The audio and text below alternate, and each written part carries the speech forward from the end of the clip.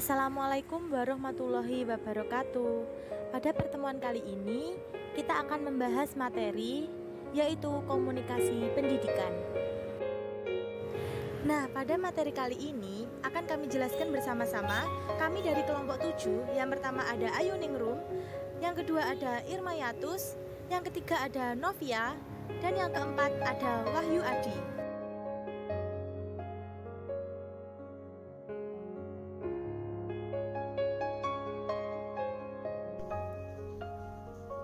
Komponen komunikasi. 5 komponen dasar komunikasi yang dikenal dan dipahami secara luas oleh masyarakat yang dikemukakan oleh Heroli Lesville.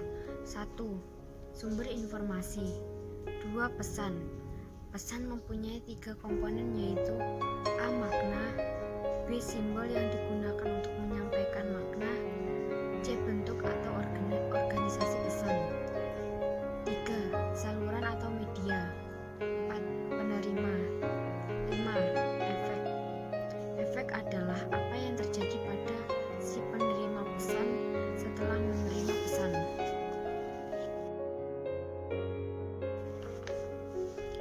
Unsur-unsur utama model komunikasi.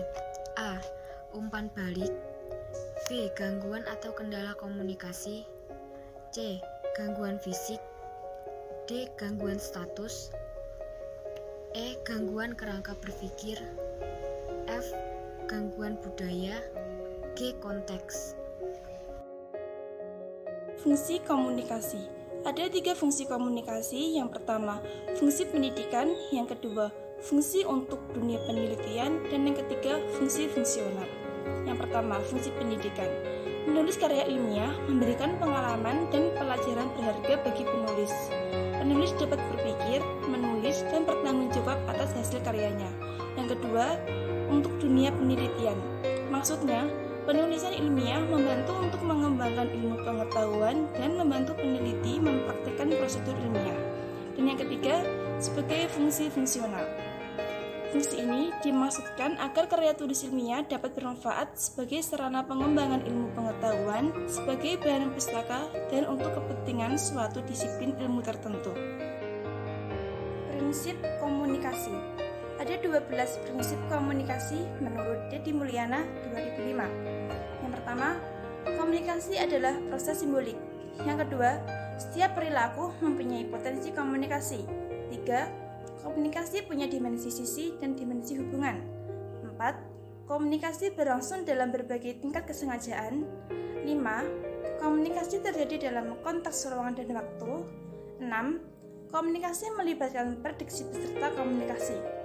7. Komunikasi bersifat sistemik. 8. Semakin mirip latar belakang sosial budaya, semakin efektiflah komunikasi.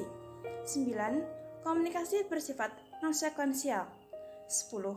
Komunikasi bersifat prosesual, dinamis, dan transaksional. 11. Komunikasi bersifat irreversibel. 12. Komunikasi bukan panasi untuk menyelesaikan berbagai masalah. Selanjutnya adalah model komunikasi. Model adalah representasi visual yang memberikan gambaran nyata tentang suatu tindakan. Model dapat membantu kita memahami komponen-komponen komunikasi dari sebuah perspektif untuk menganalisis proses komunikasi.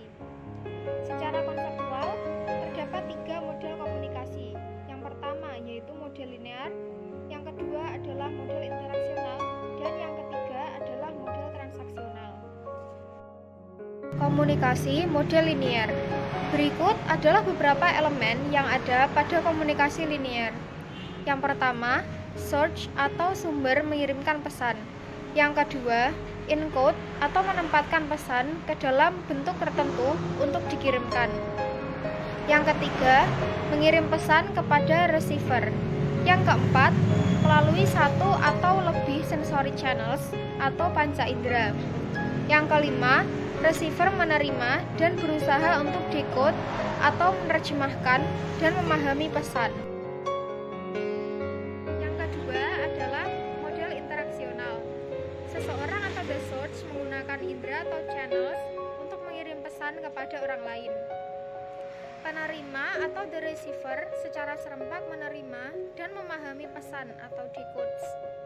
Proses ini merupakan duplikasi dari model linear. Perbedaannya adalah bahwa penerima mengirim umpan balik atau feedback yang berupa reaksi verbal maupun reaksi nonverbal kepada pesan aslinya.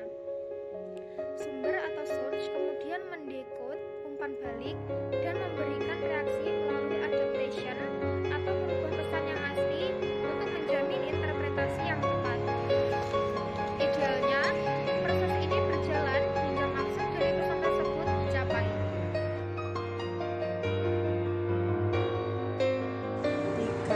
Selanjutnya bersama saya Wahyu Sabto.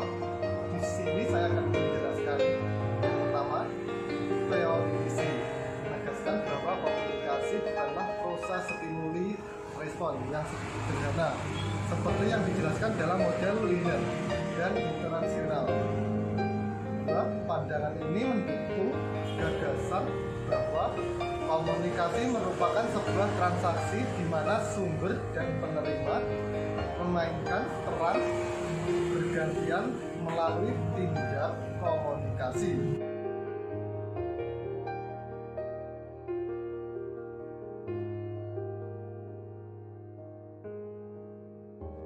Selanjutnya, kita akan membahas model transaksional.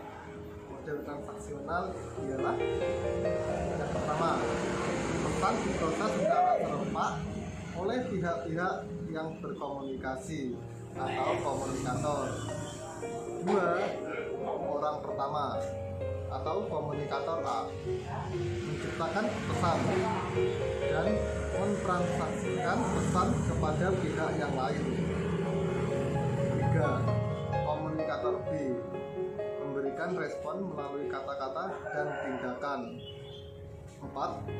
Aspek-aspek komunikasi dapat terjadi pada saat yang sama. Misalnya, ketika komunikator A sedang berbicara, ekspresi wajah dari komunikator B mengirimkan umpan balik.